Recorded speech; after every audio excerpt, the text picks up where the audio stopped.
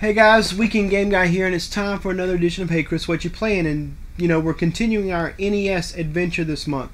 And of all days, today is actually my birthday. Happy birthday to me. I'm 31 today. Can you believe it? Whew, time flies, right? Anyway, when I was looking for games to play this month, I asked the question on my Facebook page, and Michael B. the Game Genie suggested last week's game, and he suggested this week's game. He suggested PowerBlade. It's a Tato release, and it features one of my all-time favorite video game composers, Kinuyo Yamashita. I had the privilege of meeting her last year at MagFest. It was just a fantastic time. This is honestly the first time I've ever played this, so I'm curious at how this is going to go.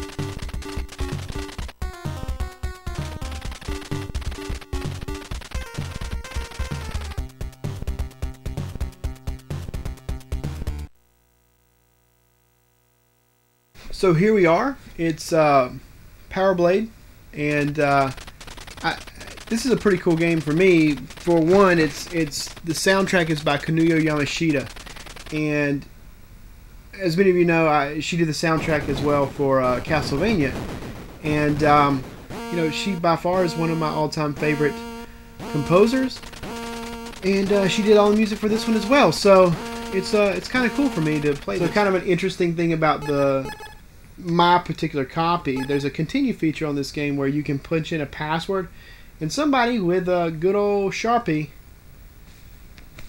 wrote the password on the back. Kind of like Mega Man, you get to choose where to start, like which sector to start in. It's kind of similar in that respect. I'm going to start with Sector 1 just because. And there you go with my metal boomerang. I wanted this boomerang so bad. This is like 200 years in the future, and there's like a computer system that has run the government this entire time, and everything went bad, kind of like a Skynet type thing, I guess. And now I've got to set things straight. The weird thing about this game, I guess, for me, is the fact that actually some of the characters in the beginning, the opening cutscene, the names of the character, I actually know like 3 or 4 people named the same thing as those people in those cutscenes. It's really strange. The game itself, the graphics, I actually kind of like. They've got a certain charm, even though the sprites are a hair small. I like the look of the graphics. It looks a lot like Shatterhand or Strider or something like that. So it does have, you know, a similar look at least to those games, which there's nothing wrong with that. I think that's fine. I think there's a lot of games during this time period that had that similar look. The feel of the game, honestly, it also reminds me of Shatterhand in some ways.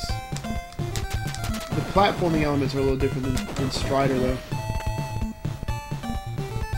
I felt a little more acrobatic when I was playing Strider. You can certainly tell the difference as you go, like as you increase the power of your boomerang, like you can definitely get a lot more distance on it. And what a huge difference that makes in terms of how well you can approach enemies. I just wish I'd have hung on to that armor. You know, I said earlier that this game reminds me a little bit of Mega Man, but it also has kind of a similar flavor to Castlevania in its own right, I think. I don't know, maybe I'm wrong. At least it reminds it of to me. Finally, it took forever to do this.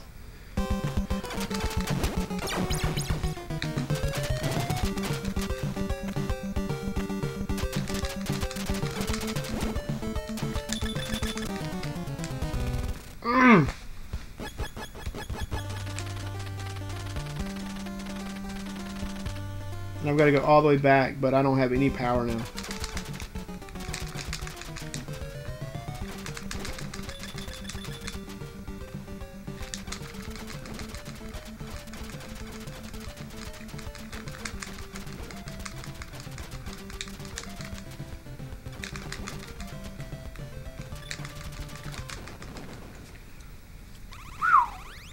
Finally.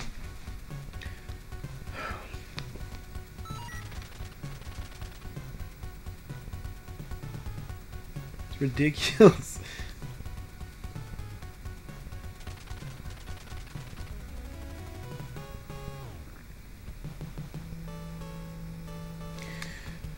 Alright, so I know this one was a short one and I didn't do a lot of talking this time, but that's because I was really focused on what I was doing here. A lot of times the games that I'm playing in here, I don't always get sucked into a point where I'm focused on playing the game versus talking to you. And I'll give this game this much, that in terms of difficulty, it wasn't so hard that I just got frustrated and was ready to quit. But it wasn't so easy that I could just like, blow it off. It was engaging, and I think that's important, and I think that's a really cool thing about this game. The graphics look pretty cool. Sprites are a little small, but I think in some ways it adds a little bit of charm to it. I don't know how to describe that, but there's a lot of games that have small looking sprites that I really like, and I really like that look sometimes. You know, Strider's an example, things like that. Those games have a tendency to suck me in for whatever reason. I don't know, it's a weird thing I have. The soundtrack, I love the soundtrack. Just Kanuyo Yamashita always brings a smile to my face, so she's just great, and I don't think I've ever heard any soundtrack she's ever done that I didn't enjoy. So from that standpoint, the music's off the charts. Sound effects are pretty cool. They're pretty standard stuff for this kind of thing. Overall, I really enjoy this game, and I really appreciate Michael B. the Game Genie for recommending it for this week. It was a really good choice, and I plan on keeping at it and seeing how much further I can get with this thing. Anyway, rate, comment, subscribe, and as always, thank you so much for watching.